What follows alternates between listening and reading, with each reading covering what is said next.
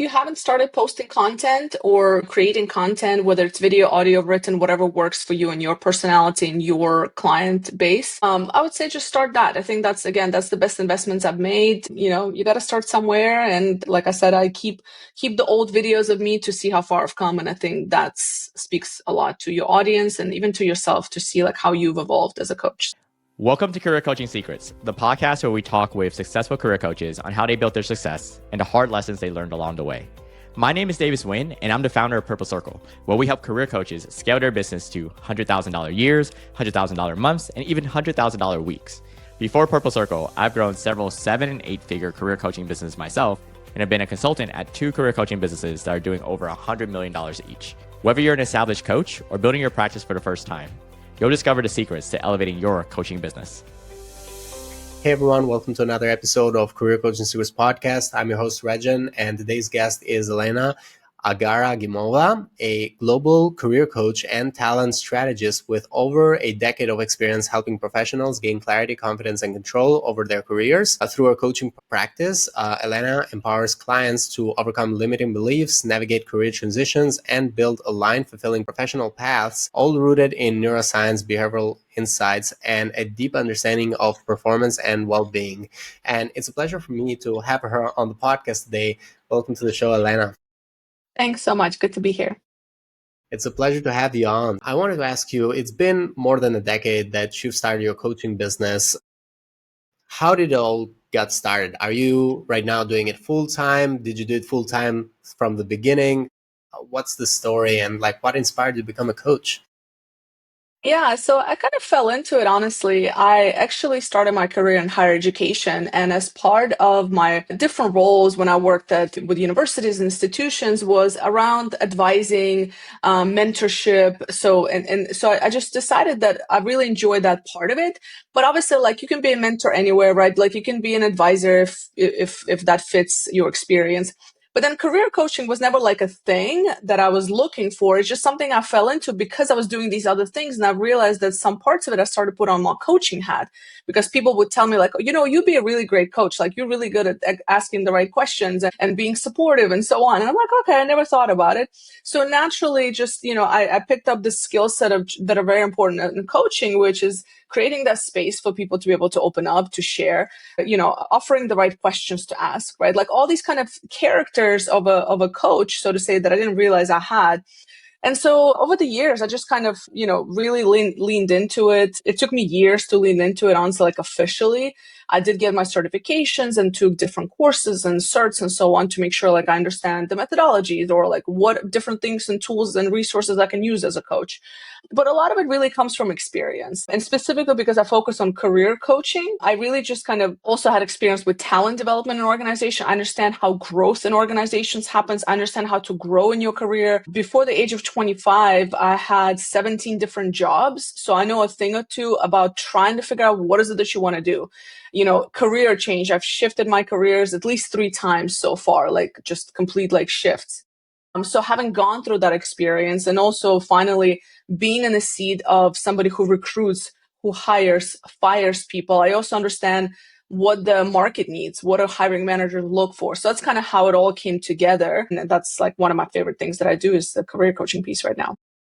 And so throughout these many years of doing it, which is that part of the coaching journey that you go through with your clients that you find the most rewarding since you started doing this? Yeah, I mean, I don't know if I have a favorite profile of a client, so to say. What I focus on mainly is mid-level professionals. So that's kind of been a nice area for me. And simply because typically people come to me when they feel stuck, when they're not sure what change looks like. They might have been in a particular role for 5, 7, 10 years and realize it's not really what they want to be doing. So they're looking for that change, but not sure how to get started, not sure what they might want. And if they do know what they want, what are the steps to actually take and, to make sure that you end up in the role that you want or doing the things that you want to be doing. And sometimes it's stepping out of the corporate job and going into entrepreneurship, right? So I think that mid-level professional is where a lot of my clients come from.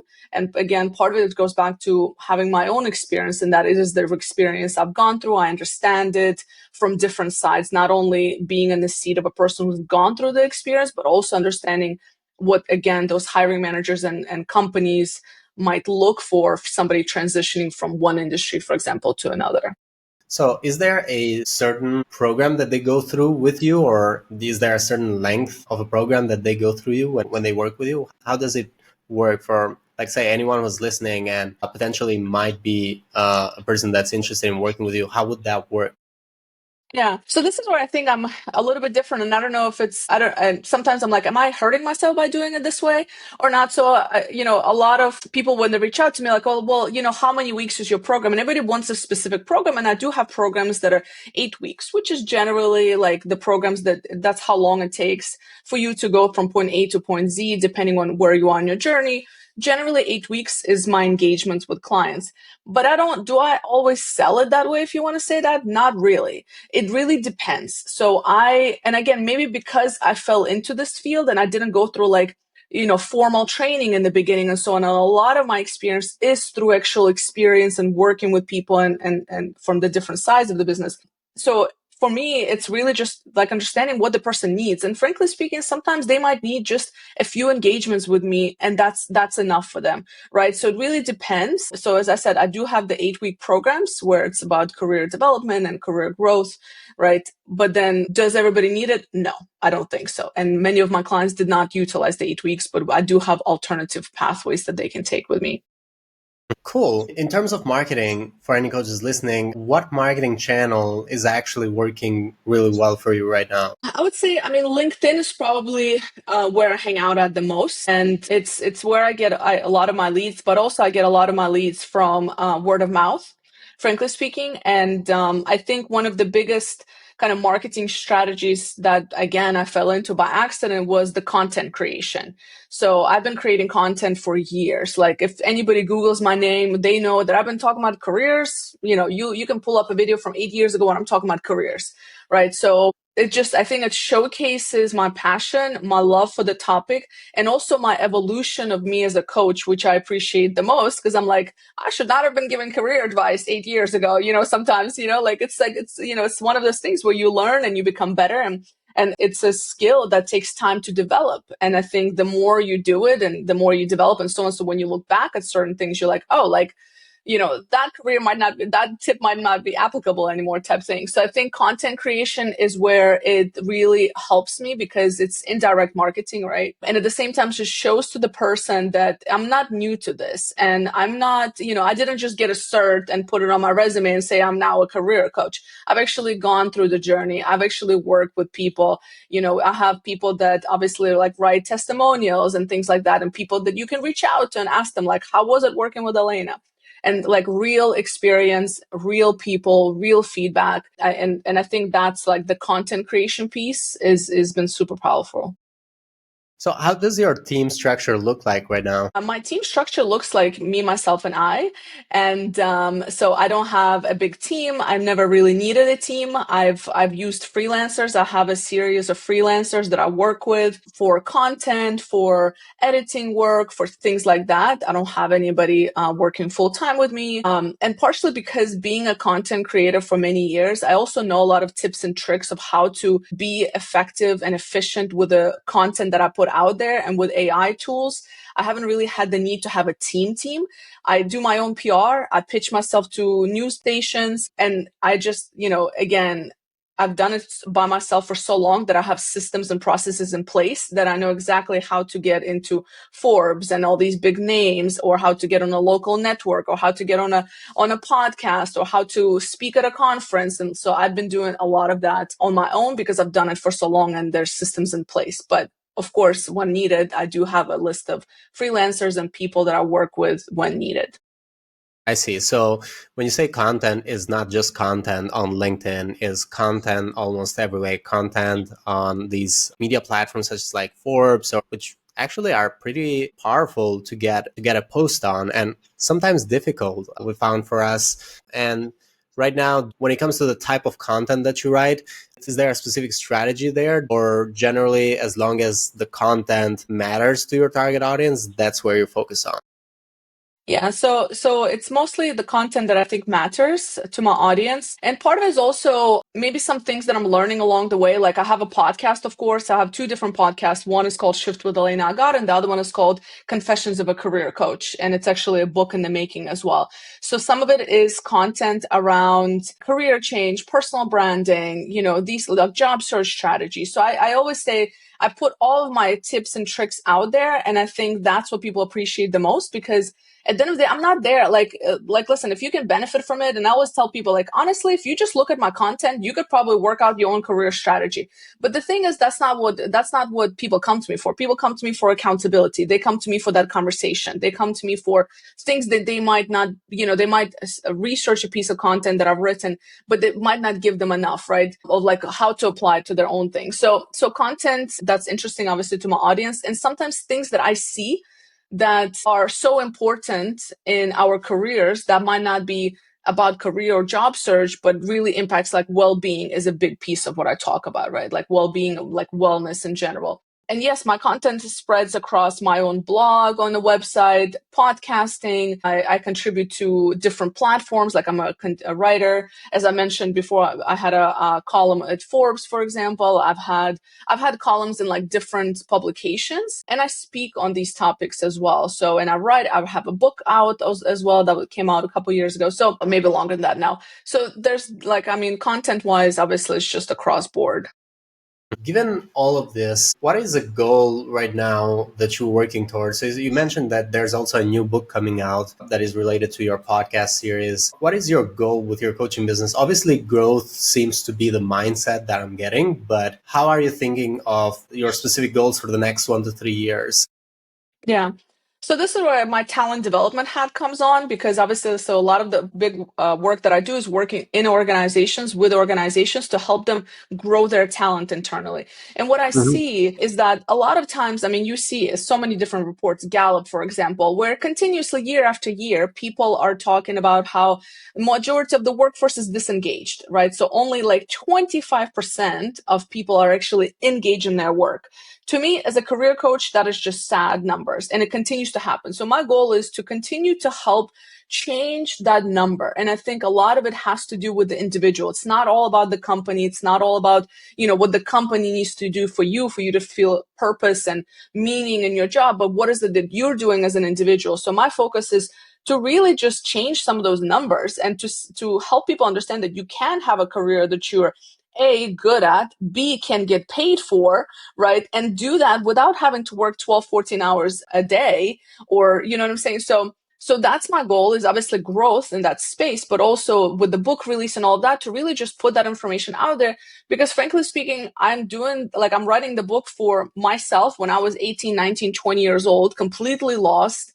As I mentioned, I've had 17 different jobs. And a part of it for me is just to put the information out there so that we can have workforces that are a little bit more engaged than they are now, because it's just, frankly speaking, depressing. And if we have 25% of people that are engaged in a workforce and that's it, what about the 75%? And how does that impact their personal lives? How does that impact the business growth for the business they're working in? So it's just like, it doesn't benefit anybody. And that's the small part that I play. And if I can target the younger generations and to get them to start thinking about some of these topics ahead of time, which is the purpose of the book, is to give access to people who might not be able to afford a coaching session with me, but they can have access to this Confessions of a Career Coach book.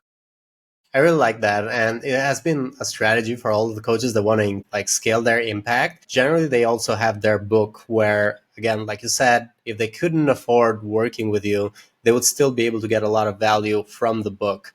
And the book is much more accessible than your time, because obviously you cannot serve everyone at the same time, even if you wanted to. So that is quite interesting. When it comes to investments, I also wanted to talk about investments. What are some good investments that you've made in your coaching business that you feel like, oh, actually, that was a good investment, it helped my business grow? And if not, what were some bad investments that you wish you could have avoided? So I don't know if anything is like bad, because I'm very careful about where I invest in general. So I guess I do think I put a lot of thought before I put things, because I've been I've been very scrappy for most of my career in terms of being resourceful or making the buck go a long way type thing, So I think Part of it is just my scrappy personality that I've been able to do a lot of stuff on my own. So I think twice before I invest in things. So I don't know if I had any bad investments in that sense. I think there's certain things that have not been helpful, which is a lot of the lead generation companies. I think, there's a lot of people that are doing that. They're trying to sell lead generation, but ultimately, as long as you stay consistent and you can create a system and a process that works for you, you can probably do it yourself, frankly speaking. Some of the good investments, just I think just the PR piece, putting myself out there to whether it's getting connected through the right networks to the right publications, raising my profile, raising my credibility with different kind of big brand names, right? Because that speaks to a lot. Like all you need is a chance and then you prove yourself. So I think investing in relationships that can further drive that has been super impactful. Obviously, this goes both ways. I also try to do the same for my peer coaches and other people in the network. I think investing in relationships and creating a community of people that are, that are complementary to each other and that are supporting each other. I think that, like the famous saying, like you want to grow, you got to help other people grow. And I think that's been the biggest and the best investment I've made is to help other people grow and grow their businesses, their coaching businesses, putting their information forward, recommending them has been powerful. I think it all comes back around. Interesting. And is there a big community of coaches that you usually surround yourself with? Generally, the reason why I ask this is oftentimes it can get lonely. Being a coach can often get lonely. Yeah, I mean, yes, I have great relationships in the coaching and talent development community in general, because you'll have a lot of talent development professionals that are coaches internally, not just external, but internally in organizations. So I think I have a pretty healthy community in that space. One of my best friends is a coach, so we definitely share stories and things like that and kind of support each other. So yeah, I think I've been really blessed, again, creating that community and doing this globally. So as I've mentioned, I've done this around the world, this type of work. And I think it's just what you put in, right? It's what you put into the community is what you get out. So Interesting. Thanks for sharing that. And what would you say right now with your coaching business? What is a challenge right now that you're trying to solve for next? What is a bottleneck for you right now? I wouldn't say lead generation is a problem. I think I'm at a stage of my coaching career where I would like to kind of take it to the next level and engage with not just people that are on the ground kind of doing I want to engage with leaders that are maybe like for startup founders is like one of my favorite places, like startup founders who are building teams, who are thinking about not only how to elevate themselves, but then how do they elevate their team members, like a career growth across board, right? Like, so that's what matters to me. Like, I'm always like curious, like, how can I help, startup founders that are managing so many different things, helping them find that balance and helping them develop their own businesses and careers. And at the same time, how can they help their team members develop their careers? So essentially what I'm saying is help leaders become coaches. That's what's kind of really interesting. And a piece I'm really interested in is helping leaders become coaches for their teams. Cause then I feel like that's scale. You're helping one person, but then they scale it to the rest of the team. And having been a startup founder myself, I understand it's just a space where that's where it does get very lonely. And I think more startup founders kind of need that support and somebody to keep them accountable as well. I see. So you want to switch from what you're doing from career coaching to more of like a leadership coaching type of setting where you're mostly working with leaders, mostly working with executives and helping them one-on-one, but also if needed, coaching their teams as well, if needed. That is interesting. It is It's also a natural transition from career coaching. Yeah, it's something that I'm already doing, but I think I'd like to do more of that. I think that's where I would just like to do more of that. So that's the area I'd like to grow. But I've been doing this for a number of years as well, alongside the career coaching with individuals. I see. Okay, cool. Interesting. So thank you so much. By the way, this has been great so far. Is there any advice you'd like to give to other career coaches who are looking to scale their impact just like you are? So it'd be like an advice you'd give to yourself. I'd say if you haven't started posting content or creating content, whether it's video, audio, written, whatever works for you and your personality and your client base, I would say just start that. I think that's the best investments I've made. You got to start somewhere. And like I said, I keep the old videos of me to see how far I've come. And I think that speaks a lot to your audience and even to yourself to see like how you've evolved as a coach. So. Cool. Thank you. Thank you so much, Elena. It's been a pleasure having you on the podcast. For anyone who wants to connect with you or reach out to you, they can go into LinkedIn, Elena Agaragimova. They'll be able to find you there. They also can find you on your website, elenaagar.com. Is there any other place that they could reach out to if they needed to? These are the two best places. Thank you. Thank you so much for coming, Elena. It's been a pleasure having you on the podcast. That's it for this episode of Career Coaching Secrets. If you enjoyed this conversation, you can subscribe on YouTube, Spotify, Apple Podcasts, or wherever you're listening to this episode to catch future episodes. This podcast was brought to you by Purple Circle, where we help career coaches scale their business to $100,000 years, $100,000 months, or even $100,000 weeks, all without burning out and making sure that you're making the impact and having the life that you want. To learn more about our community and how we can help you, visit joinpurplecircle.com.